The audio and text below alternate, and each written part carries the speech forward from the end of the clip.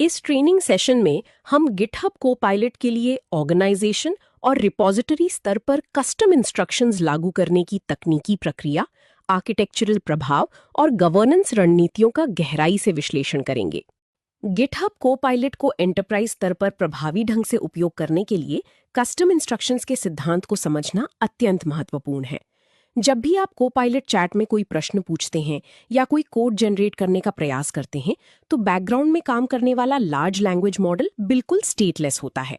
इसका मतलब है कि उसे आपके प्रोजेक्ट के आर्किटेक्चर, आपकी कंपनी की सुरक्षा नीतियों या आपके द्वारा उपयोग की जाने वाली विशिष्ट नेमिंग कन्वेंशंस के बारे में पहले से कोई जानकारी नहीं होती है। यदि आप चाहते हैं कि एआई आपके प्रोजेक्ट के अनुसार सटीक उत्तर दे, तो आपको हर बार उसे निर्देश देना होगा, जो कि बहुत ही समय लेने वाला और अव्यावहारिक काम है। यहीं पर कस्टम इंस्ट्रक्शंस हमारी मदद करते हैं। ये एक ऐसा तंत्र है जिसके माध्यम से हम कोपायलट के डिफॉल्ट व्यवहार को स्थायी रूप से बदल सकते हैं। हम अपने प्रोजेक्ट या पूरे संगठन के लिए कुछ नियम निर्धारित कर सकते हैं। जब आप कस्टम इंस्ट्रक्शन सेट करती हैं, तो कोपायलट का इंजन आपके द्वारा लिखी गई हर एक प्रॉम्प्ट को लेता है और उससे ठीक पहले इन पूर्व निर्धारित नियमों को एक अदृश्य सिस्टम प्रॉम्प्ट के रूप में जोड़ देता है। इससे मॉडल को एक बाउंड्री या सीमा मिल जाती है कि उसे किस तरह का कोड लिखना है और किन चीजों से बचना है। ये प्रक्रिया सुनिश्चित करती है कि आपकी टीम का हर एक डेवलपर, चाहे वो नया हो या अनुभवी, एक ही कोडिंग स्टैंडर्ड का पालन कर रहा है। इसके 3 मुख्य स्तर होती हैं: ऑर्गेनाइजेशन लेवल, रिपॉजिटरी लेवल और पर्सनल लेवल। इस सेशन में हम ऑर्गेनाइजेशन और रिपॉजिटरी स्तर की इंस्ट्रक्शंस को लागू करने की तकनीकी बारीकियों और उनके आर्किटेक्चरल इम्पैक्ट पर गहराई से चर्चा करेंगे, ताकि आप अपने एंटरप्राइज वर्कफ्लो को पूरी तरह से ऑटोमेट और सुरक्षित कर सकें। यहाँ दिखाया गया मार्कडाउन स्निपेट कस्टम इंस्ट्रक्शंस का एक बहुत ही बुनियादी और सीधा उदाहरण है। इस स्निपेट में हमने स्पष्ट रूप से बुलेट पॉइंट्स का उपयोग किया है। लार्ज लैंग्वेज मॉडल्स बुलेटेड सूचियों को बहुत आसानी से प्रोसेस करती हैं। पहले पॉइंट में हमने सुरक्षा का निर्देश दिया है कि एपीआई कीज को कभी भी हार्ड कोड ना करें। दूसरे पॉइंट में हमने टाइपस्क्रिप्ट की एनी टाइप के उपयोग पर रोक लगाई है, जो कोड क्वालिटी को बेहतर बनाता है। तीसरे पॉइंट में हमने आर्किटेक्चरल निर्देश दिया है कि ऑब्जेक्ट ओरिएंटेड क्लासेस की बजाय फंक्शनल प्रोग्रामिंग पैटर्न का उपयोग किया जाए। जब ये टेक्स्ट कोपायलट के कॉन्टेक्स्ट में जाता है, तो एआई समझ जाता है कि उसे जो भी कोड जनरेट करना है, वो इन 3 सख्त पैमानों पर खरा उतरना चाहिए। ये छोटा सा टेक्स्ट स्निपेट पूरी प्रोजेक्ट की कोड आउटपुट को मानकीकृत कर देता है। इस आर्किटेक्चर डायग्राम में हम गिटहब कोपायलट के अंदर डेटा फ्लो को देख सकते हैं। एक एंटरप्राइज आर्किटेक्ट या एडमिनिस्ट्रेटर के रूप में आपका मुख्य लक्ष्य केवल कोड लिखना नहीं है, बल्कि ये सुनिश्चित करना है कि आपकी पूरी इंजीनियरिंग टीम एक ही दिशा में और एक ही सुरक्षा मानकों के साथ काम करे। गिटहब कोपायलट हमें ऑर्गेनाइजेशन लेवल पर कस्टम इंस्ट्रक्शन सेट करने की सुविधा देता है। ये फीचर विशेष रूप से गिटहब एंटरप्राइज और कोपायलट बिजनेस प्लान्स में उपलब्ध है।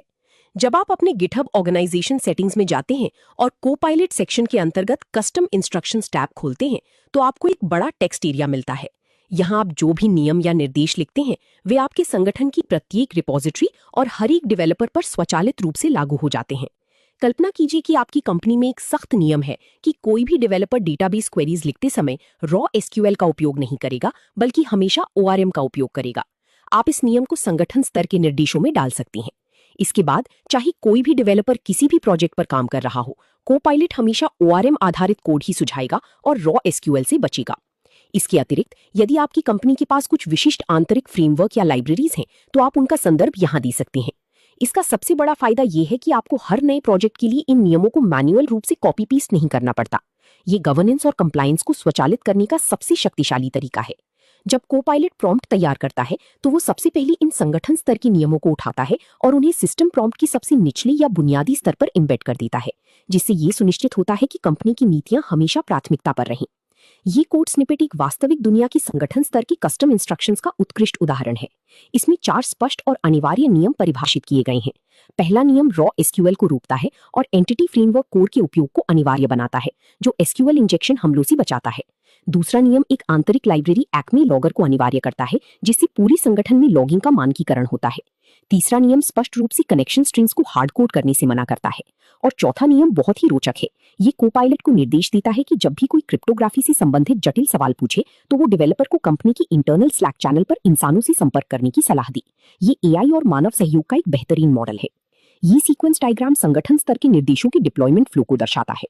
प्रक्रिया ऑर्ग एडमिन से शुरू होती है, जो गिटहब सेटिंग्स में ग्लोबल कस्टम इंस्ट्रक्शंस को सेव करता है। ऑर्गेनाइजेशन लेवल के बाद अब हम रिपॉजिटरी लेवल के कस्टम इंस्ट्रक्शंस पर आते हैं। हर एक सॉफ्टवेयर प्रोजेक्ट या रिपॉजिटरी की अपनी एक अलग पहचान होती है। एक ही कंपनी के अंदर एक प्रोजेक्ट पाइथन माइक्रो सर्विस हो सकता है और दूसरा प्रोजेक्ट रिएक्ट फ्रंट एंड हो सकता है। इसलिए हमें प्रोजेक्ट स्पेसिफिक संदर्भ सेट करने की आवश्यकता होती है। इसके लिए हम रिपॉजिटरी की रूट डायरेक्टरी में .github फोल्डर बनाते हैं और उसके अंदर copilot-instructions.md नाम की एक मार्कडाउन फाइल बनाते हैं। ये फाइल आपके कोड बेस के लिए कोपायलट के दिमाग की तरह काम करती है। जब आप इस फाइल को मास्टर ब्रांच में कमिट करते हैं तो कोपायलट इसे पढ़ता है और इस प्रोजेक्ट में काम करने वाली हर डेवलपर के चैट और कोड कंप्लीशन में इसका संदर्भ शामिल कर लेता है। ये फाइल गिट के वर्जन कंट्रोल सिस्टम का हिस्सा होती है, जिसका मतलब है कि जब आपका आर्किटेक्चर बदलता है तो आप इस फाइल को भी पुल रिक्वेस्ट के माध्यम से अपडेट कर सकते हैं। एक बहुत ही महत्वपूर्ण तकनीकी विवरण जिसे आपको याद रखना चाहिए वो ये है कि जब कोपायलट आपकी पुल रिक्वेस्ट का स्वचालित कोड रिव्यू करता है तो वो इस फाइल के केवल पहली 4000 कैरेक्टर्स को ही पढ़ता है। इसलिए आपको सबसे महत्वपूर्ण नियमों और आर्किटेक्चरल डिसीजंस को फाइल के बिल्कुल ऊपर रखना चाहिए। यदि फाइल बहुत लंबी है तो कोड रिव्यू एजेंट नीचे के नियमों को इग्नोर कर देगा। हालांकि चैट और क्लाउड एजेंट के लिए ये सीमा लागू नहीं होती है। इस फाइल में आपको अपने प्रोजेक्ट का ओवरव्यू, फोल्डर स्ट्रक्चर का अर्थ और विशिष्ट कोडिंग स्टैंडर्ड को स्पष्ट रूप से परिभाषित करना चाहिए, ताकि नया डेवलपर जब कोपायलट से सवाल पूछे तो उसे भ्रामक या जेनेरिक उत्तर न मिले। इस स्निपेट में हम एक आदर्श रिपॉजिटरी लेवल इंस्ट्रक्शन फाइल का लेआउट देख रहे हैं। सबसे पहले हमने प्रोजेक्ट का स्कूप बताया है कि ये एक Node.js आधारित इन्वेंट्री मैनेजमेंट सिस्टम है। इसके बाद हमने फोल्डर स्ट्रक्चर को समझाया है, जैसे कि मॉडल्स फोल्डर में डेटाबेस स्कीमा है और राउट्स फोल्डर में एक्सप्रेस एपीआई एंड पॉइंट्स है। ये जानकारी कोपायलट को फाइल्स के बीच के संबंध को समझने में मदद करती है। अंत में हमने कोडिंग कन्वेंशंस दिए हैं, जैसे कि हमेशा एसिंक अवेट का उपयोग करना है और प्रॉमिस डॉट देन से बचना है। इस तरह का स्पष्ट मार्गदर्शन कोपायलट को आपके प्रोजेक्ट के लिए बिल्कुल सटीक और प्रोडक्शन रेडी कोड जनरेट करने में सक्षम बनाता है। ये डायरेक्टरी स्ट्रक्चर डायग्राम स्पष्ट रूप से दिखाता है कि कस्टम इंस्ट्रक्शन फाइल को प्रोजेक्ट के भीतर कहाँ रखा जाना चाहिए। रूट डायरेक्टरी के अंदर हमारे पास .github फोल्डर है। इसी फोल्डर के अंदर हमारी copilot-instructions.md फाइल सुरक्षित रूप से स्टोर की जाती है। रिपॉजिटरी लेवल फाइल बहुत उपयोगी है, लेकिन जब आपका प्रोजेक्ट बहुत बड़ा हो जाता है, जिसमें फ्रंट एंड, बैक एंड और डेटाबेस माइग्रेशन स्क्रिप्ट्स सभी एक ही मोनोरेपो में होते हैं, तो एक ही फाइल में सारे नियम लिखना समस्या पैदा कर सकता है। अगर आप रिएक्ट के नियम बैकएंड डेवलपर के प्रॉम्प्ट में भेजेंगे तो न केवल एआई कंफ्यूज होगा, बल्कि आपका एलएलएम का कॉन्टेक्स्ट विंडो भी फालतू की जानकारी से भर जाएगा, जिससे रिस्पॉन्स की क्वालिटी और परफॉर्मेंस दोनों गिर जाएगी। इस समस्या को हल करने के लिए गिटहब कोपायलट हमें पाथ स्पेसिफिक इंस्ट्रक्शंस की सुविधा देता है। इसके लिए हम .github फोल्डर के अंदर एक नया सब फोल्डर बनाते हैं, जिसका नाम इंस्ट्रक्शंस होता है। इस फोल्डर के अंदर आप अनगिनत मार्कडाउन फाइल्स बना सकते हैं, जिनका नाम .instructions.md पर समाप्त होना चाहिए। सबसे महत्वपूर्ण बात यह है कि इन फाइल्स के बिल्कुल शुरुआत में आपको एक YAML फ्रंट मैटर ब्लॉक जोड़ना होता है, जिसमें अप्लाई टू कीवर्ड का उपयोग किया जाता है। यहाँ आप ग्लोब सिंटैक्स का उपयोग करके ये परिभाषित करते हैं कि ये फाइल किन फाइल्स या डायरेक्टरीज पर लागू होगी। उदाहरण के लिए आप लिख सकते हैं कि ये फाइल केवल उन फाइल्स पर लागू हो जो SRC फ्रंट एंड फोल्डर के अंदर हैं। जब डेवलपर फ्रंट एंड फोल्डर की किसी फाइल में काम कर रहा होता है तो कोपायलट केवल उसी पाथ स्पेसिफिक फाइल के नियमों को उठाता है। ये सुनिश्चित करता है कि कोपायलट का फोकस पूरी तरह से शार्प रहे और उसे केवल वही संदर्भ मिले जो उस विशिष्ट कार्य के लिए आवश्यक है। यहाँ दिखाया गया कोड एक पाथ स्पेसिफिक इंस्ट्रक्शन फाइल का बेहतरीन उदाहरण है। सबसे ऊपर 3 डैश के बीच हमने YAML फ्रंट मैटर लिखा है। अप्लाई टू प्रॉपर्टी में हमने एक ग्लोब पैटर्न दिया है, SRC फ्रंट एंड और फिर सभी TSX फाइल्स। इसका सीधा सा अर्थ है कि ये नियम केवल तभी सक्रिय होंगे जब डेवलपर फ्रंट एंड फोल्डर के अंदर किसी भी टाइपस्क्रिप्ट एक्सटेंशन वाली फाइल में काम कर रहा होगा या चैट में उस फाइल का संदर्भ देगा। इसके नीचे हमने फ्रंट एंड के विशिष्ट नियम दिए हैं, जैसे टेलविंड CSS का उपयोग करना और क्लास कंपोनेंट से बचना। यदि डेवलपर बैकएंड पाइथन फाइल खोलता है तो ये मार्कडाउन फाइल पूरी तरह से इग्नोर कर दी जाएगी, जिससे सिस्टम बहुत ही स्मार्ट और एफिशिएंट बन जाता है। ये graph diagram path specific instructions की काम करने की लॉजिक को बहुत ही सरलता से समझाता है। शुरुआत में डेवलपर फ्रंट एंड फोल्डर की app.tsx फाइल को एडिट करता है। ये इवेंट कोपायलट की पाथ चेकर नोड को ट्रिगर करता है। सिस्टम सभी इंस्ट्रक्शन फाइल्स को स्कैन करता है। क्योंकि फाइल का extension front end instruction file की अप्लाई टू नियम से मैच करता है, इसलिए हरी रंग का नोड सक्रिय हो जाता है और उसे कॉन्टेक्स्ट पेलोड में जोड़ दिया जाता है। कस्टम इंस्ट्रक्शंस को तकनीकी रूप से सही जगह पर रख देना ही काफी नहीं है। आपको ये भी जानना होगा कि लार्ज लैंग्वेज मॉडल्स किस तरह की भाषा और संरचना को सबसे अच्छी तरह समझते हैं। प्रॉम्प्ट इंजीनियरिंग के बुनियादी सिद्धांतों के अनुसार आपको हमेशा स्पष्ट, संक्षिप्त और सीधे वाक्यों का उपयोग करना चाहिए। एक लंबी कहानी या पैराग्राफ लिखने के बजाय अपने निर्देशों को बुलेट पॉइंट्स में विभाजित करें। जब आप बुलेट पॉइंट्स का उपयोग करते हैं तो एआई के लिए प्रत्येक नियम को एक अलग यूनिट के रूप में पार्स करना आसान हो जाता है। साथ ही आपको अपनी भाषा में निर्देशात्मक या इंपेरेटिव टोन का उपयोग करना चाहिए। एआई से अनुरोध करने के बजाय उसे सीधे कमांड दें, जैसे कृपया कोशिश करें कि आप वेरिएबल्स के नाम छोटे रखें, लिखने के बजाय लिखें वेरिएबल्स के नाम कैमल कीज में रखें। इसके अलावा सबसे शक्तिशाली तकनीक है कॉन्क्रीट उदाहरण या एग्जाम्पल्स देना। जब आप किसी आर्किटेक्चरल पैटर्न को समझाना चाहती हैं तो केवल थ्योरी न लिखें, बल्कि ये दिखाएं कि सही कोड कैसा दिखता है और गलत कोड कैसा दिखता है। उदाहरण देकर आप एआई की गेसवर्क को खत्म कर देती हैं। अगर आपके पास एक बड़ा प्रोजेक्ट है तो अपनी इंस्ट्रक्शंस को अलग अलग फाइल्स में तोड़ें। एक ही फाइल में 1000 लाइनें लिखने से कॉन्टेक्स्ट लिमिट क्रॉस हो सकती है और कोपायलट सबसे महत्वपूर्ण निर्देशों को भूल सकता है। इन बेस्ट प्रैक्टिसेस को अपनाकर आप अपनी कोपायलट के आउटपुट की क्वालिटी को एक नए स्तर पर ले जा सकती हैं, जिससे आपकी टीम का कोड रिव्यू का समय बहुत बच जाएगा। यहाँ हमने खराब और अच्छी कस्टम इंस्ट्रक्शंस की सीधी तुलना की है। खराब उदाहरण में भाषा बहुत ही अस्पष्ट और व्यक्तिगत है, जैसे कृपया कोशिश करें या मुझे पसंद नहीं है। लार्ज लैंग्वेज मॉडल इस तरह की गोलमोल बातों से कोई ठोस नियम नहीं निकाल पाता है। इसके विपरीत अच्छी उदाहरण में हमने स्पष्ट हेडिंग्स और बुलेट पॉइंट्स का उपयोग किया है। हमने सख्त कमांड्स दी हैं, जैसे यूज डिस्क्रिप्टिव कैमल कीज या नो सिंगल लेटर वेरिएबल्स। सबसे महत्वपूर्ण बात, हमने एक सीधा कोड उदाहरण दिया है कि गलत डिक्लेरेशन कैसा होता है और सही डिक्लेरेशन कैसा होता है। एआई इस कॉन्क्रीट उदाहरण को तुरंत पैटर्न के रूप में पहचान लेता है और भविष्य की सभी कोड जनरेशन में इसी पैटर्न को अप्लाई करता है। ये स्टेट डायग्राम हमें दिखाता है कि अनस्ट्रक्चर्ड टेक्स्ट बनाम स्ट्रक्चर्ड मार्कडाउन का एआई की प्रोसेसिंग पर क्या असर होता है।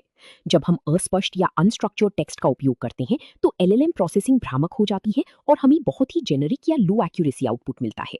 इसके विपरीत जब हम स्ट्रक्चर्ड मार्कडाउन, बुलेट पॉइंट्स और कॉन्क्रीट एग्जांपल्स का रास्ता चुनते हैं तो ये सीधे तौर पर ऑप्टिमाइज्ड एलएलएम प्रोसेसिंग स्टेट में जाता है।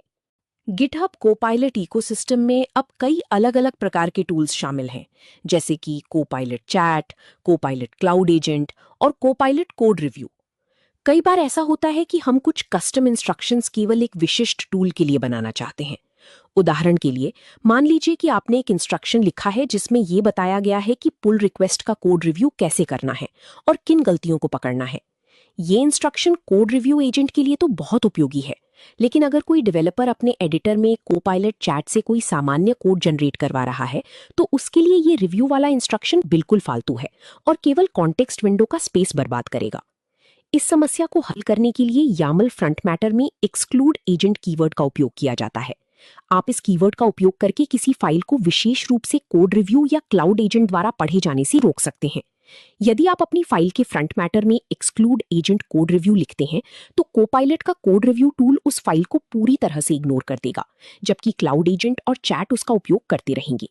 ये नियंत्रण का एक बहुत ही सूक्ष्म और उन्नत स्तर है, जो आपको अपने वर्कफ्लो की विभिन्न हिस्सों के लिए एआई के व्यवहार को पूरी तरह से कस्टमाइज करने की शक्ति देता है। ये सुनिश्चित करता है कि एआई सिस्टम ओवरलोड ना हो और हमेशा प्रासंगिक डेटा पर ही ध्यान केंद्रित करे। इस कोड स्निपेट में हम एक एडवांस यामल फ्रंट मैटर देख रहे हैं, जहां 2 प्रॉपर्टीज का एक साथ उपयोग किया गया है। पहले हमने अप्लाई टू सेट किया है ताकि ये केवल बैकएंड की पाइथन फाइल्स पर लागू हो। दूसरा और सबसे महत्वपूर्ण कीवर्ड है एक्सक्लूड एजेंट, जिसे हमने कोड रिव्यू पर सेट किया है। इसका मतलब है कि ये मार्कडाउन फाइल github.com पर चलने वाले कोड रिव्यू एजेंट द्वारा कभी नहीं पढ़ी जाएगी। हमने अंदर ये भी लिखा है कि लिंटिंग रूल्स की चिंता ना करें। जाहिर है हम नहीं चाहते कि कोड रिव्यू बॉट लिंटिंग की अनदेखी करे, इसलिए हमने इस फाइल को रिव्यू प्रक्रिया से एक्सक्लूड कर दिया है। ये डेवलपर की लोकल चैट के लिए अनुकूलित है, जहां स्पीड ज्यादा महत्वपूर्ण है। ये flow chart exclude agent property के रूटिंग लॉजिक को दर्शाता है। बाईं ओर हमारे पास एक इंस्ट्रक्शन फाइल है जिसमें ये प्रॉपर्टी सेट है।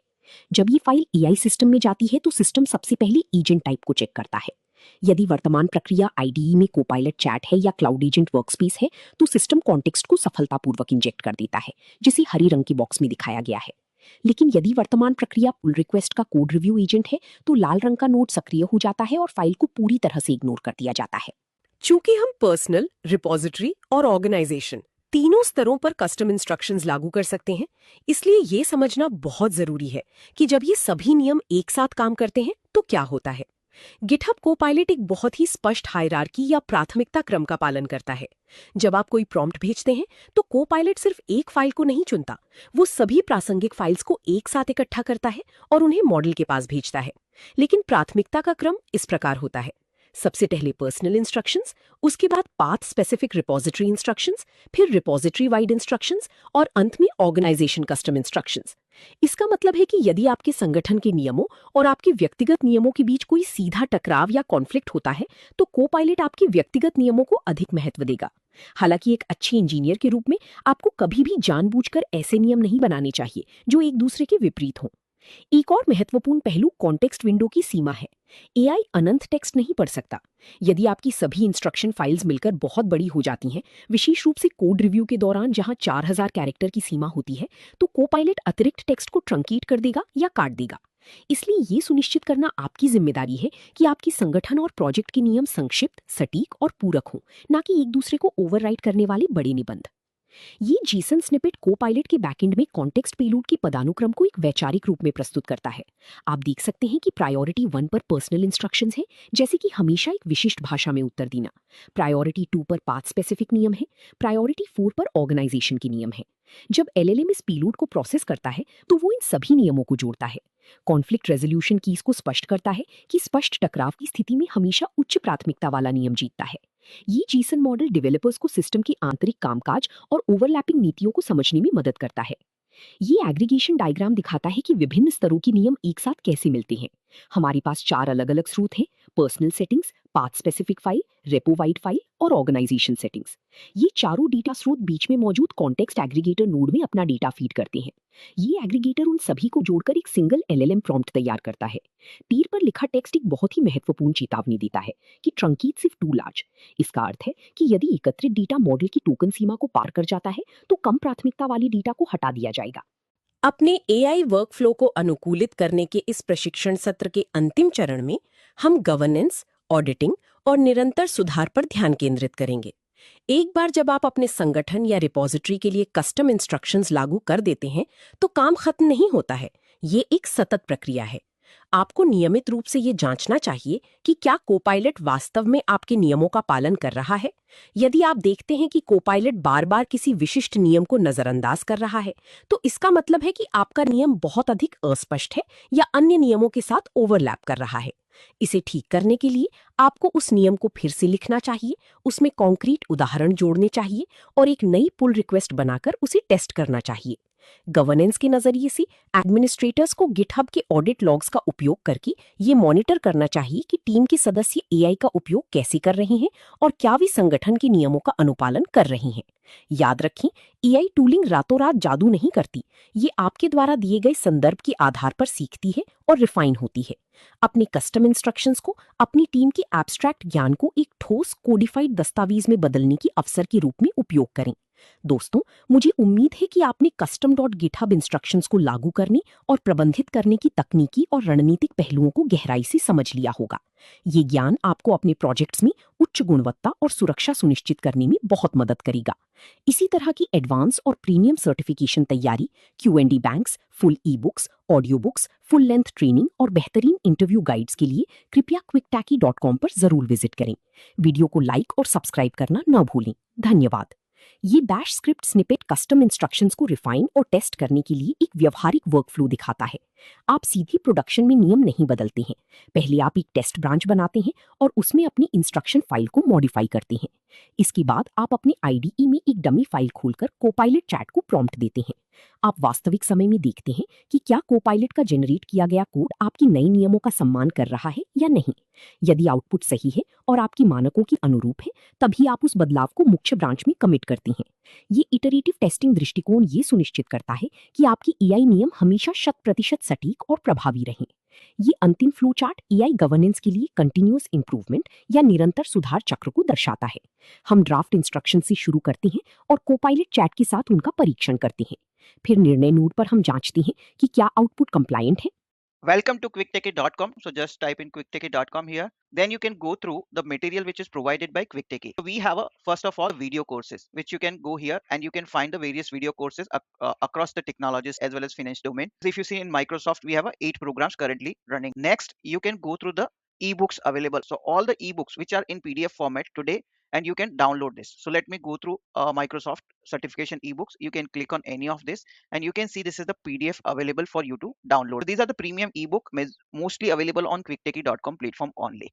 Now the second part is exam simulator. As we primarily focus on the all technology companies and finance domain certification preparation material, so this is company wide listed here and you can go through this. So let me go through the Microsoft one again. You can see these are all Microsoft related certification. AB 730 exam, if you open it, so you can see here this, and all the practice papers are available here. Today we have a 5 practice paper. So click on the first practice paper, it would load the questions. You can answer this question. This is way you can answer it and you can move to the next question. Now third material we wanted to highlight is an audiobook. So we started recently with the audiobooks as well, which you can listen on the go, and various technology wise ebooks are available. And at the last, this is our alumni. These people who are subscribing to our courses and this platform, they are all listed here. And at the end, I wanted to tell you, if you find any course or training or certification preparation material which you want to get us prepared for yourself, please put on the comment section. If you're watching on YouTube, on Udemy, or on this platform itself, quicktechie.com, then please put the comment, or you can even send an email to using this contact us options here. You can directly do the WhatsApp message. You can call us on this numbers as well.